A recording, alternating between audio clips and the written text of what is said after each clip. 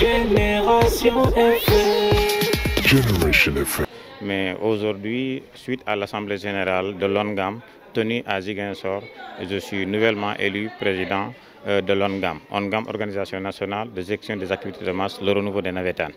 C'est suite à un processus qui est lancé depuis fort longtemps. D'abord, c'est aller à la base pour choisir les délégués par région. Après ce soir-là, ils ont fixé la date de l'ensemble des délégués qui sont là. Au début, il y avait 3 candidatures. Il y avait la candidature de Ridouayen Famara Sagna, de l'organe de Ziguinchor, et Maudodia, de l'organe de Ziguinchor, plus Mohamed Sow, de l'organe de Kolda. Et au finish, depuis plusieurs mois, les gens discutaient sur des modalités de programme, sur des œuvres programmatiques. Et finalement, les candidats que je remercie de passage, de leur clairvoyance, qui ont accepté de céder leur candidature au profit de ma candidature.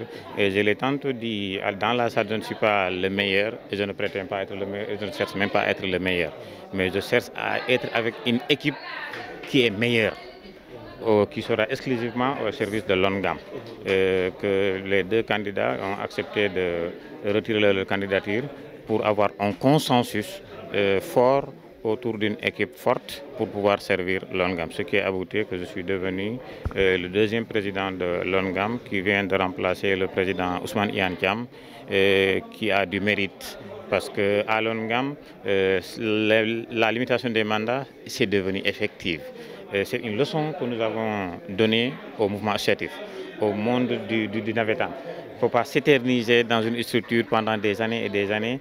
Ousmane Iyane a fait 2 mandats, de 2017 à nos jours, c'est 2 mandats, 7 ans. Et à l'ONGAM, si vous êtes élu dans un poste, on vous renouvelle une seule fois, c'est terminé, vous ne pouvez plus prétendre à ce texte-là. Et il vient de matérialiser ça en tant que président de l'ONGAM.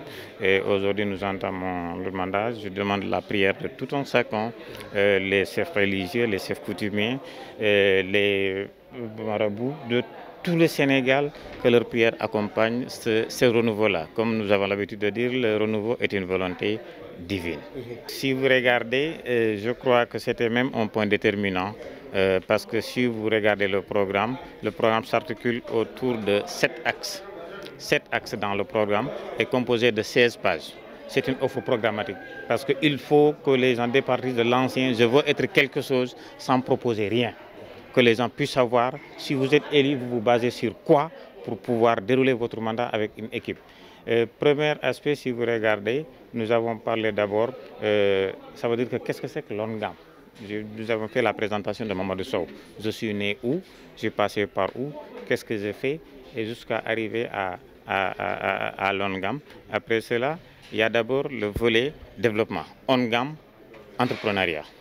ONGAM entrepreneur. Parce que ce que nous avons l'habitude, c'est de jouer au football. Ça, tout le monde peut le faire, jouer au football. Mais il faut inciter les jeunes à une émulation de l'entrepreneuriat. Nous avons dit ONGAM entrepreneuriat et nous allons accompagner, même au-delà même des jeunes, des groupements féminins. Parce que c'est des exemples que nous avons cités à Kolda. Je crois tantôt le président l'a dit, en partenariat avec des partenaires locaux, parce qu'en ce moment j'étais le président de l'ODEGAM, en partenariat avec des ONG, avec des bonnes volontés qui nous appuient en forme des femmes, en forme des jeunes, un peu partout dans le département de Kolda. Nous avons essayé de voir ce même modèle pour le nationaliser et essayer de faire un programme national qui va s'articuler autour de ces actes-là. Si vous quittez ça, il y a ONGAM culture.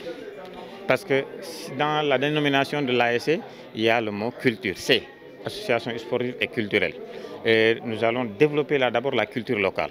Essayer de faire un maillage national. Pourquoi pas faire des recoupements entre les cultures. Par exemple, si nous prenons la région de Ziguinchor, ce n'est pas la même chose que la région de Matam.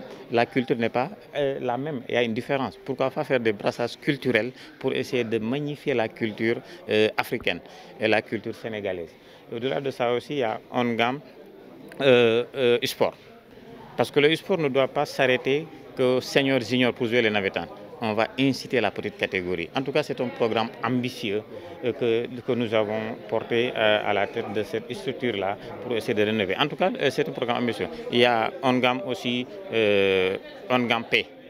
Parce que là où nous sommes, en Casamance, à des moments certains, il y avait l'insécurité. Pourquoi pas, les ASC ne doivent pas être une fer de lance pour la promotion de la paix. à travers les ASC, à travers nos rencontres, pour essayer de faire la promotion de la paix. Parce que notre premier objectif, c'est d'accompagner les politiques publiques de l'État. Les politiques publiques de l'État, de les accompagner pour au moins arriver à être utiles. Au-delà de ça, il y a ce qu'on appelle on-gamme administration. Parce que si vous voyez, il est nécessaire de réformer nos textes et de les adapter par rapport à la réalité, du pays. Parce que nous avons des nouvelles autorités qui sont jeunes, qui ont une aspiration de changer le visage du Sénégal. Et l'ONGAM doit participer à cela. Au-delà de ça, il y a aussi ONGAM environnement. Aujourd'hui, ce que nous avons constaté depuis l'accession du nouvel gouvernant au pays, il y a le